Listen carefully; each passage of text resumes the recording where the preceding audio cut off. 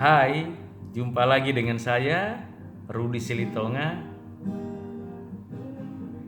Apa yang Anda ingat ketika Anda membaca tentang khotbah di bukit dari Matius pasal 5 sampai Matius pasal 7? Tentu Anda pernah mendengarnya. Isinya dari apa yang disampaikan di sekolah minggu, khotbah di gereja, atau mungkin ada orang lain yang menceritakannya kepada Anda, atau Anda sendiri pernah membacanya. Saudara, saya ingat satu ayat yang penting bagi saya dari Matius pasal 5 ini, khususnya ayat 44. Di dalam ayat ini dikatakan demikian firman Tuhan, tetapi aku, Tuhan Yesus, berkata kepadamu, kasihilah musuhmu dan berdoalah bagi mereka yang menganiaya kamu.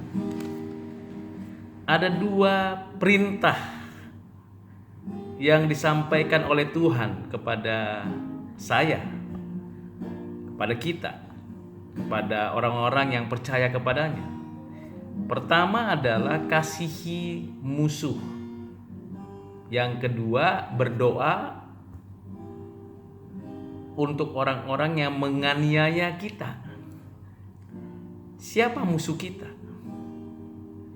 Tentu yang dimaksud di sini adalah manusia.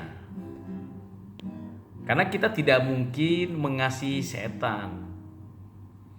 Kita juga tidak mungkin mendoakan setan sekalipun ada usaha setan mencobai dan mengganggu kita. Tentu yang dimaksud di sini adalah seseorang atau sekelompok orang. Apakah Anda pernah bermusuhan dengan orang lain? Atau pernah mengalami penganiayaan? Mungkin tidak fisik, dipukuli, tetapi mungkin tekanan, bully, atau disalah mengerti, atau apapun juga yang menyiksa kehidupanmu, kehidupan saya. Dan dalam ayat ini dikatakan oleh Tuhan bahwa kita harusnya mengasihi musuh kita. Bagaimana kita bisa mengasihi musuh kita? Ya tentunya kita harus punya dulu kasih itu. Bagaimana kita bisa punya kasih? Ya tidak mungkin berasal dari kita. Kasih itu pastilah dari pemilik kasih, sumber kasih. Siapakah dia? Tuhan sendiri.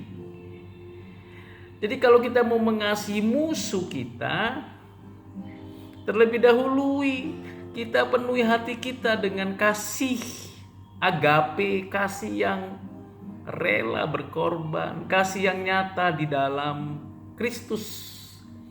Kasih yang betul-betul dibuktikan, kasih yang benar, kasih yang suci, kasih yang adil, kasih yang melampaui akal pikiran, kasih yang berinisiatif, yang kreatif, kasih yang betul-betul tidak mementingkan diri sendiri, tidak egois, tidak mau mencari keuntungan diri sendiri, tidak. Kasih yang betul-betul untuk orang lain, untuk dunia ini. Kasih itulah yang harus tertanam dulu di dalam hati kita.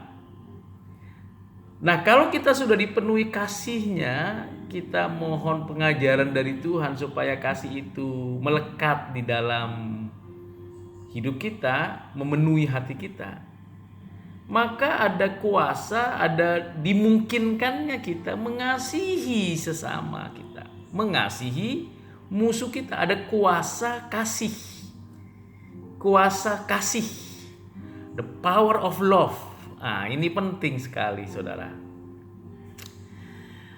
Kita mengasihi bukan karena orang lain mengasihi dulu kita. Kita mengasihi bukan membutuhkan imbalan dari orang lain yang sudah kita kasihi. Rasa hormat, respek, tidak. Kita mengasihi karena memang jati diri kita itu seperti Kristus, yaitu mengasihi. Tanpa embel-embel tentunya. Nah, itu namanya mengasihi, saudara. Bukan tanpa syarat yang kita inginkan. No, kasih Tuhan itu kasih tanpa syarat. Bukan kalau Anda seperti ini, kalau Anda seperti ini, kalau Anda seperti ini, barulah saya mengasihi. Tidak demikian, saudara. Tuhan mengasihi kita tanpa syarat. Lalu kita mengasihi orang lain, mengasihi musuh kita tanpa syarat juga. Jangan tunggu dia bertobat baru kita mengasihi dia. Ini perintah Tuhan Yesus di dalam khotbah di bukit yang saya sangat berkesan. Bagaimana dengan saudara? Apa yang Anda ingat? Lalu bukan berhenti di tunjukkan kasih, kita datang, kita mengampuni, kita menolong dia, tetapi juga mendoakannya. Berapa banyak Anda mendoakan orang lain? Mendoakan musuh apalagi. Apalagi mendoakan orang yang menganiaya Anda. Berapa banyak? Lebih banyak mendoakan atau lebih banyak mendendam, membenci? Mana lebih banyak yang Anda dan saya lakukan?